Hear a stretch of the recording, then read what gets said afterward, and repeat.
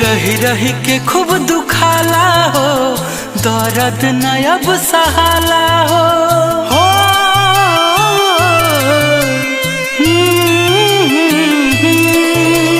रही रही के खूब दुखाला हो, दर्द न अब सहाला हो।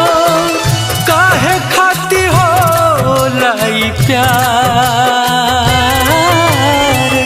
ऐ वैज्ञानिक मेरे यार, कर दो दिल के दवा का आविष्कार हो।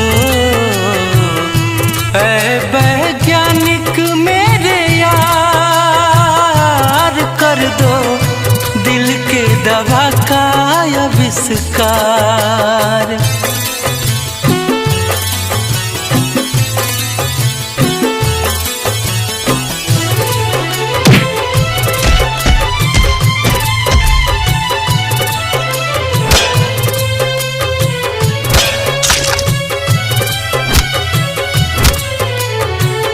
निक नाही लागे खाइल पियल, लागत बोझ अब धरती पे जियल।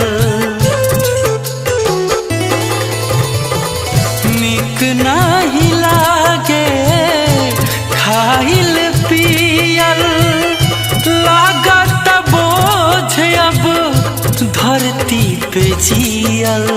जगले हो जाता भोर हो, अखिया से गिरे लोर हो। सुनसान लागे संसार, ऐ वैज्ञानिक मेरे यार, कर दो दिल के दवा का आविष्कार। हाँ, ऐ वैज्ञानिक मेरे यार, कर दो दिल के दवा का आविष्कार।